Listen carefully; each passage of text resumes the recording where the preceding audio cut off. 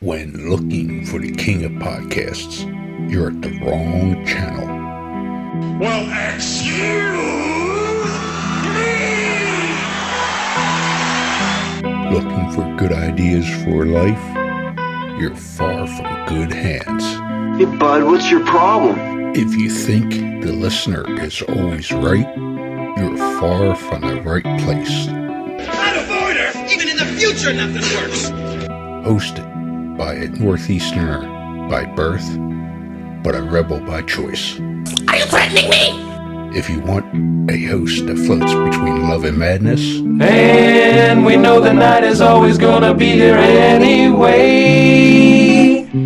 Thinking of you's working up my appetite, looking forward to a little afternoon delight. then play on and listen to Crazy Train Radio.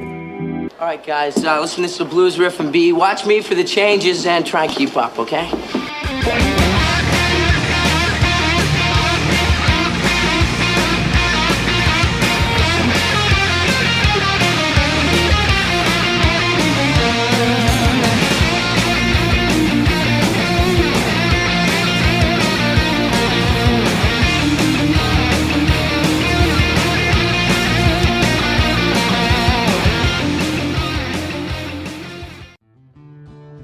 Warning, creators of this game do understand the subject matter may be offensive to some, but they do honor the families and people that have been affected by these real-life tragedies that these individuals have caused. Want to play a game? Oh, yeah! Lover of true crime? Yes, yes, yes. Well, we got an interesting game for you to check out. Wow. With the mashup of influences such as horror movies, collecting cards, and RPGs. What? Led to giving birth to an incredible creation of this game, Killers, the card game. You are all my children now. This game is a collectible trading card game featuring some of the most infamous killers, with tidbits of trivia on the back of each card to help you learn some insight to each criminal. Who the hell are you? Let's not forget, during the game, cops will be chasing you and these criminals. I'm a cop, you idiot! However, check out their website listed through all social media today, which can be found under Killers, the card game. Am I on the internet? I want to play a game.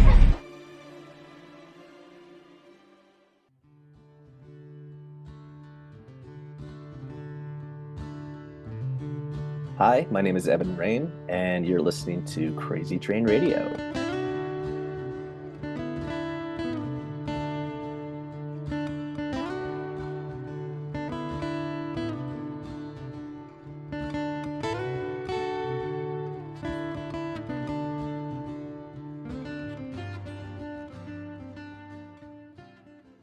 Hey folks, it's your least favorite host in the podcast world, Croc, Jonathan Steele. And boy, do we have a good one for you today.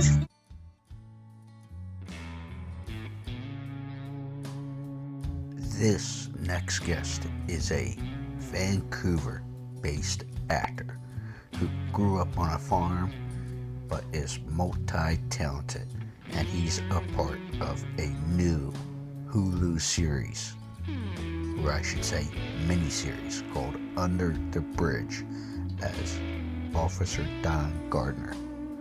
So let's go ahead and welcome this guest, Evan Rein. So let's go ahead and get started with Mr. Rein. Nice. Mr. Rein, how are you today, sir? I'm doing good. Yeah, can't complain.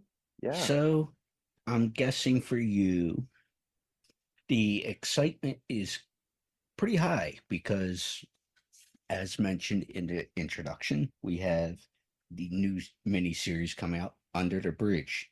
So where's our head at? Where's the excitement? All that fun stuff. Yeah, I mean, this is my first recurring role, so yeah, and just like the other actors that I got to play with, I just think all of that has made for like pretty exciting time. So yeah, I'm looking forward to it. I'm looking forward to sharing it with my friends and family as well. So Right on. And some of the co-stars he mentioned there is Lily Gladstone from yeah, Killers of the Flower Moon. She's a Golden Globe winner and Oscar nominee. You have Riley Cohn. Excuse me, I always mispronounce it, from Daisy Jones and The Six. But yeah, for me personally, always a fan of her grandfather. I think a few people, six or seven, heard of, named Elvis. yeah, yeah. But Little known guy. yeah, I think he did okay in the music business. With, Yeah, but then there's Archie Pangible from The Good Wife. So you got a nice ensemble there for the miniseries. You play Officer Gardner, a yeah. rookie cop, Don Gardner. Yeah, Officer Don Gardner, yeah, yeah. and rookie cop determined to earn his place on the force with this particular story. And you mentioned this is your first reoccurring role. So, Yeah, yeah, what can you say publicly about playing Officer Gardner and such? yeah. I don't know if I'll try not to give too much away. I mean, I guess the story itself, it's a true Canadian crime story, so all Yes. the details of the story are out there. But the character that I play is it's a fictional character. He's not, as far as I know, based on any real person. But yeah, he's written as I got kind of nice feedback. I was doing an ADR session, just recording some dialogue that didn't get recorded so well on set earlier this week, and I got some nice feedback. They were like, the people running the session, they were like, these moments that we're recording, your character kind of brings a little bit of levity to the series, with this show that is so deals with such dark subject matter, and yeah, there's just a lot of heaviness to what's happening in the story. So my character, he's yeah, he's just trying to do his best. I think, like in terms of what the character wants over the course of the show, I think he just wants to be respected and to earn his place. Um, the story where the show takes place is a little town called Saanich, which is a little suburb of Victoria, BC. And there's not a lot that happens in this community.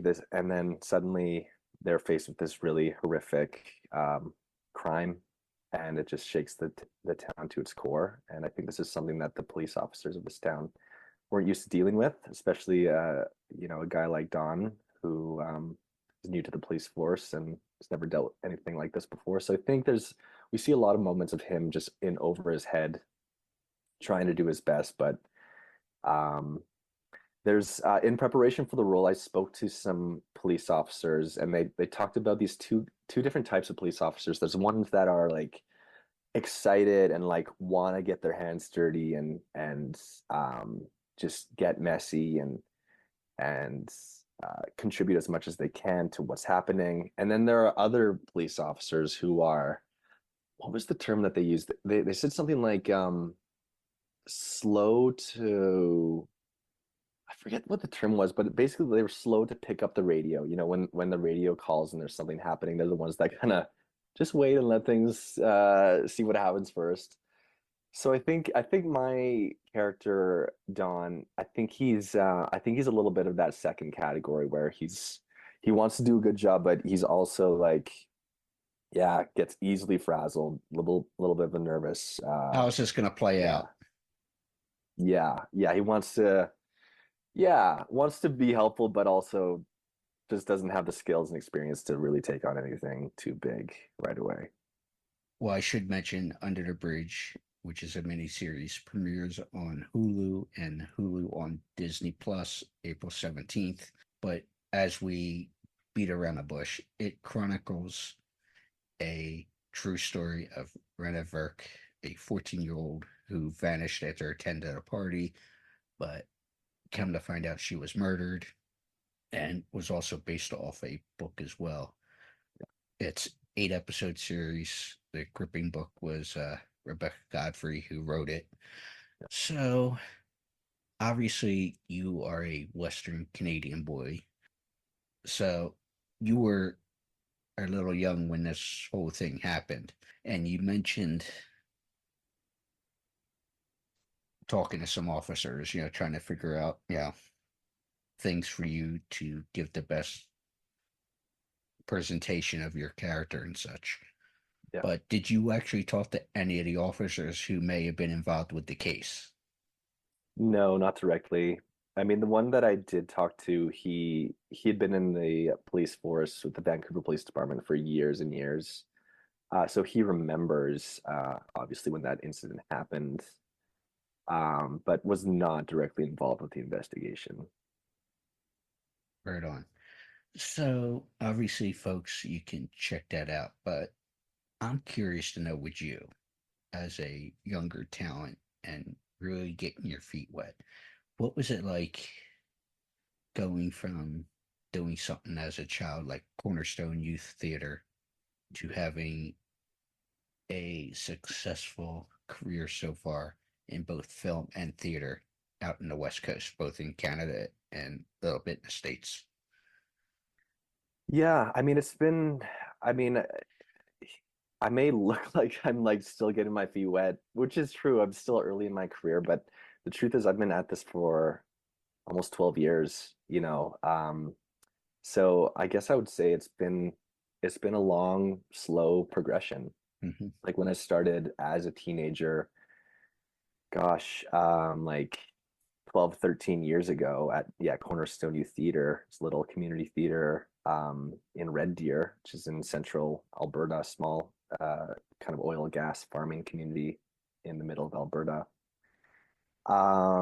Yeah, it was just something that I always wanted to be involved with, and always had an interest in, but there just wasn't opportunities in the community that I grew up. I grew up on a farm, so there was just no opportunities really for aspiring actors until I was able to get my driver's license and drive to Red Deer and start taking classes there. But I guess, yeah, to answer your question, it's just been like one foot in front of the other. And yeah, just a slow progression and just finding out what the right next step is. And I didn't have a lot of people growing up to look up to or to ask questions. Except for it's funny enough, I'm actually staying with my parents right now on their farm in central Alberta.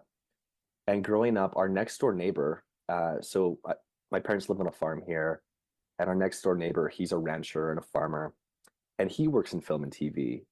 Oddly enough, he's a stuntman, and his son had got into acting, and so I had heard about the agent that his son was with in Calgary. And so it was just like little bits of serendipity and like little moments of connection where, I ended up calling my neighbor and just asking him questions about how he got started and how his son got started. So I think it was like a lot of slow progression and just finding the opportunities where I can. And yeah, and just finding out what the next right step is. I don't know if that answers, is that No, kind you of do. what you No. were asking? Yeah, it does. But on the other side, then, with success, like I said, you've been progressing pretty well so far. And obviously, everybody has a different term for it or definition. But what do you consider success? Is it I have to be in some of the biggest projects of all time eventually? I have to Mm, have a certain amount of money in the bank? And it's unique because you come from a different perspective of a farming family. But how mhm, do you, as we sit now, determine success? mm. That's funny because my idea of what that looked like has changed um, over the years. Um, I think ultimately what it comes down to is just being happy with what you're doing and content with where you're at. I remember when I graduated high school, my goal was simply to have a career in the arts in Vancouver. Um, and then once I moved to Vancouver and started working, then the goalposts move. So I feel like, yeah, I think it's a shifting answer. Um, and I think it's important to recognize that too, because like important to have that perspective of like, oh, the goals that I had set for myself 12 years ago, I've arrived there. So it's like it makes me think about this like um sort of this never-ending um pursuit.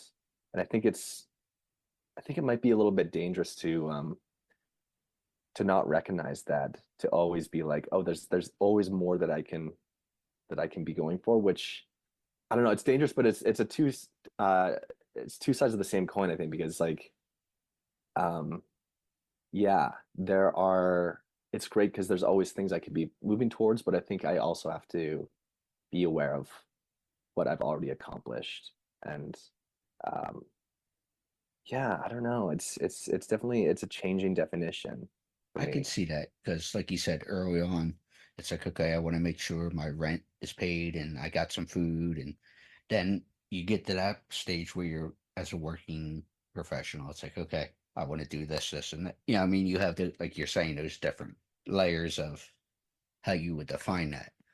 Yeah. But is there something, and you don't have to answer this obviously, but is there something that you have on the checklist there of success, if you call it that, or goals that you want to hit? Because, like you said, you've hit some goals already, but it's like, okay, Yeah, now what am I striving for next? Is there something that totally. you willing to put out publicly that Mm, what my next venture is? yeah. Oh man, I have like very specific goals of what I want to do, but I also am very private, I guess, about how I share those goals. Because I think there's something about um if I feel like if I talk too much about what I'm really dreaming and what I want to do, then there's something about having talked about it that makes me feel almost like I've already accomplished it. So it kind of cheapens Oh, it. And then I get that. um Totally get that. so yeah, I guess my answer would be is yes, there are some specific things. Um and I guess I could talk about maybe some short-term um goals because I Totally feel up like to you.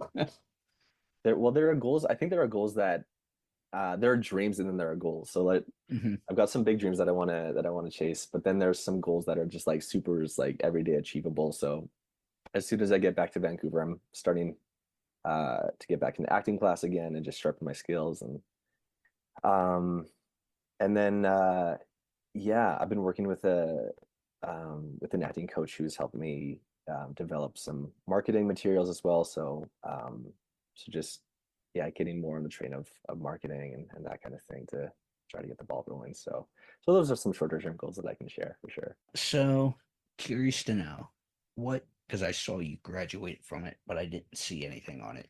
What is Studio 58? Yeah. Studio 58, it's just a theater school. Yeah, it's they call it Studio 58. It's literally room A058 or whatever in the basement of Langara College in Vancouver, British Columbia. And it's like a conservatory style acting school. So it's 3 years of acting, voice, movement. Um, yeah. It's kind of like it's one of like the like go-to theater schools in Western Canada. I would say there's a lot of people go to that school and come out and have great theater careers. And then there's a handful as well who delve into film and TV as well. But it's like a theater conservatory. Right on. And you mentioned earlier about growing up on a farm and all that fun stuff. Little tidbit I read was you like to make movies with your brothers and stuff with the home video and such. So, were your parents surprised you wanted to go this direction? But also, what type of farming do your parents do and have with their property? Yeah. So the farm here, it's my parents never really relied on farming for their primary source of income. my dad worked in the oil and gas industry, and my mom was a homemaker and helped raise us kids all through our growing up years. Um, but my dad grew up on this farm, and and his dad was a full-time farmer. So what it looks like now is, yeah, my dad's semi-retired now, but he every year he'll put up hay, um, cuts and bales hay and sells that. Over the years, we've had some animals. We don't have any animals currently, but in the past, we've had some cattle and stuff like that. But currently, yeah, my neighbors, the one that I actually mentioned earlier, The who rancher. works as a stuntman, yeah, so he rents part of the land and has a bunch of livestock. He has a bunch of cattle that he puts on our land. Um, Nice. yeah. And then to answer the other question, I don't think it was too big of a surprise. I mean, I've got two older brothers. My oldest brother's a radio announcer. And so he kind of, I feel like it's definitely that older brother mentality where he kind of forged this path, and something a little bit different than a lot of folks do in this area of the country. And then my second brother, he went into film and TV as a visual effects artist. And so I feel like the path was already forged for me by the time I graduated high school. Like I had two older brothers pursuing careers in different creative fields. So um, So it I wasn't don't really think it much a was too much of surprise a surprise. then. I don't think so. I don't think so. I mean, I had different ideas of what I wanted to do, and I didn't know any professional actors out there. So it was a little bit of like testing the waters, and like I mentioned earlier, just one step at a time and seeing if it's even possible. But then at a certain point, then there were many times where it was like, this isn't possible, and I'm just gonna quit and go study engineering, or like that was my plan B. I Get was a pretty good at math traditional and job, you know. totally. Um, but there was a certain point where I don't know when it happened.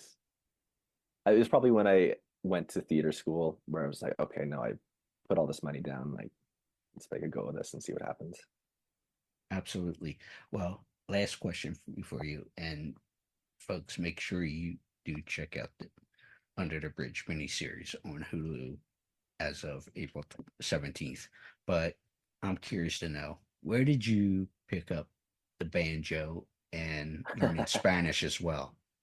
Oh yeah, great questions. The banjo, I think this is gonna sound crazy, but I think I literally had a dream about playing the banjo, and it just kind of stuck with me. I'd played the guitar. I've been playing the guitar for forever, since I was like 12 years old. And then I think it was a literal like dream that I had while I was sleeping about playing a banjo, and I woke up and I just thought how cool it would be to play one. So I found a secondhand one on Kijiji, which is kind of like Craigslist here in Canada, and I bought it, and then I just started playing it. Like having some guitar skills helps transfer over some of those skills. So yeah, I just kind of picked it up and just started playing. Then I ended up doing some acting work that required banjo playing, so I got some opportunity to practice while working, which helped develop those skills. And then the Spanish was more of like a COVID activity. So when everything was shut down and had nothing to do, I just like started using Duolingo, and then it turned into a daily habit, and then I ended up like going to Guatemala and Mexico, and I've got friends in Latin America now who've helped me, and it's become like one of my favorite things to do outside of acting. So obviously the miniseries is on the horizon within the next few weeks, but what is next for you? Do you have stuff planned? What's the rest of 2024 look like for you? It's a big open slate at this point. I had a couple offers to for theater. So I've been on a touring theater production for the last year, and we just closed in Calgary on Sunday. And the theater company that I worked for in Vancouver, they had a spot for me this summer to return to that theater company for it's like a 6-month contract. It's like the longest theater contract I've ever done. But I ended up saying no to it, as difficult as it is to say no to work, just because I want to. Yeah, I've got like going back to goals. I've got some specific things I want to do in film and TV. So just opening up the space to, to go into that. So I've got nothing coming up, but it's with the with the goal of working towards the things that I really want to work towards. So. Well, Evan, thank you so much. Check out Under the Bridge when you get an opportunity as of the 17th on Hulu and Hulu on Disney+. Thanks so much for having me. I appreciate it.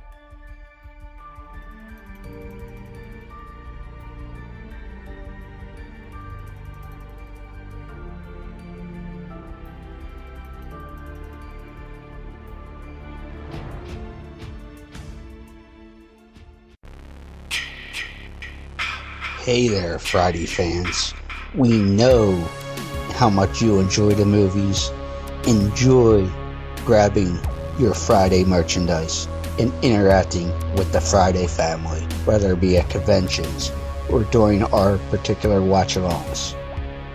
Well, when you're looking to get yourself masks, why not check out our friends over at Camp Blood Customs out of New York State and order your specific custom mask from any of the films. All orders are made specifically. Your needs and wants are. Make sure you find Camp Blood Customs on Facebook, Instagram, and all over social media and order yours today.